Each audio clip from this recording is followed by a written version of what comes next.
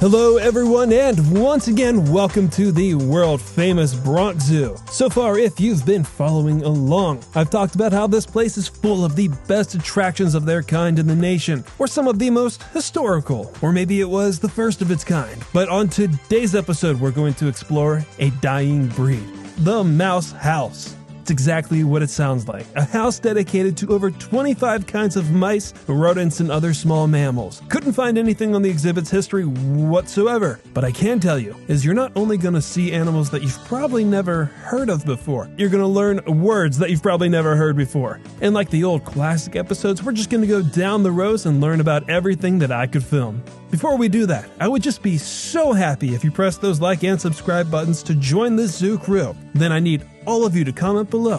What is your most controversial zoo hot take and opinion?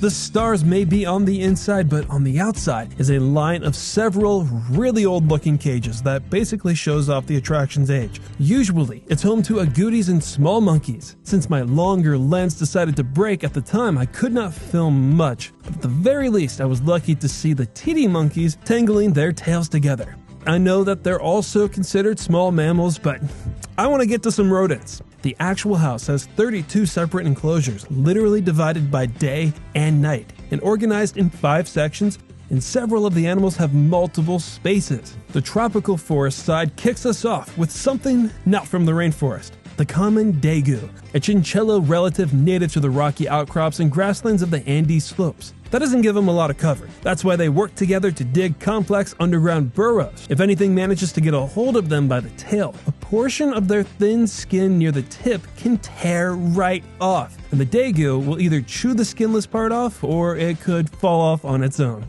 From a good portion of Southeast Asia, they have the northern tree shrew. They are not trees, and they are not actually shrews. They're in their own order, but are phylogenetically related to primates and are a pain in the butt to film. Black and Rufous giant elephant shrews, otherwise known as the Senji, is one of 17 elephant shrews found in Africa. They have astonishingly long tongues, like an anteater or an aardvark, but the elephant shrews is a lot more flexible, and it's used to turn over leaf litter and dig up ants, worms, beetles, and more. They're a little less than a foot long and about a single pound, but if you can believe it, they are more closely related to elephants than they are to shrews. Across the hall in the Grasslands row, the barberry striped grass mouse, or the way more fun to say zebra mouse, hails from Northwest Africa. Their markings are particularly enticing, light and dark vertical stripes that make them look like a baby boar more than a zebra. The stripes offer excellent camouflage behind blades of grass where they feed on seeds and insects. Their almost hairless tails are used as a balancing rod. Now, if you thought tail shedding was unique to the Degu, the zebra mouse and a lot of other mice can do the same thing.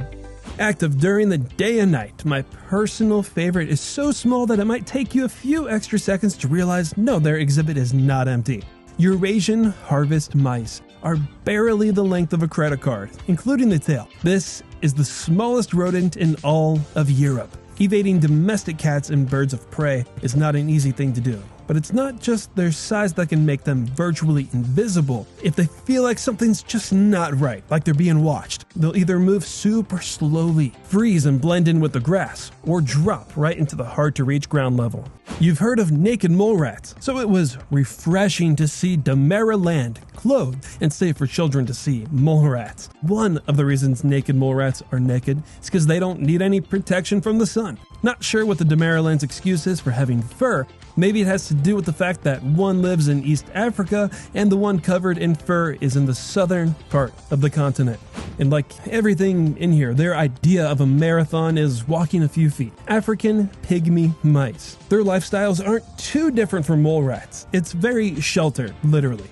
Burrows, fallen logs, under rocks, wherever they are famous for stacking pebbles in front of their homes so that the early morning dew forms on them, and that's one of the ways that they can stay hydrated. They're small, but they grow up fast. They can breed when they're 6 weeks old, and that's only like double the time of what their pregnancies are. You've also heard of them, and you've probably seen one in a pet store. The backside of a long-tailed chinchilla. There's a domestic kind and there's a wild kind, and the wild kind is endangered because people hunt them for their very soft coats. So the internet zoo nerd mob was upset when Bronx closed the World of Darkness Nocturnal house. I never even got to see it, and I don't blame them for being really sad. At least, half of the mouse house is also a nocturnal house. This isn't going to be a good look for me, but some of the animals look really similar, so I'm sorry if I messed up on the identifications. But I would personally ask you to unfollow me if I misidentified the northern Luzon giant cloud rat, an animal that I've wanted to feature on the channel before I even had a channel. From the tropical forests of the Luzon island in the Philippines. You probably know that clouded leopards are named for their cloudy spots. Cloud rats are spotless, but they literally touch the low-level cloud cover in the canopy. This isn't a case where the species is different from what their actual name suggests. This is a true massive rat. They got nothing on Biggie Cheese, but I can't really say everyone's ready to see a 5-pound rat right in front of them. I didn't think I'd be able to, but I somehow summoned the Mohol galego, an extremely elusive bushbaby from the woodlands of southern Africa.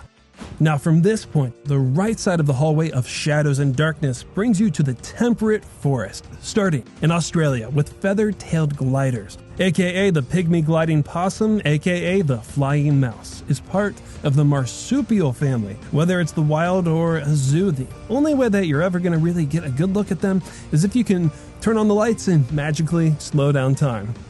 The rest of the way, because of all the brush and cover in the exhibits, I didn't see much, but I did at least count it as a win for getting glimpses of the California mouse, the deer mouse, African grass rat, and the European house mouse. Now, the habitats across the hall presents the deserts, and since the residents' preferred habitat is sand and not brush, I actually got some cooperation. Egyptian or Cairo spiny mouse. Its snout is slender. Eyes and ears are large, its tail is pointed, and their coats are equipped with unusually stiff guard hairs similar to the spines of a hedgehog.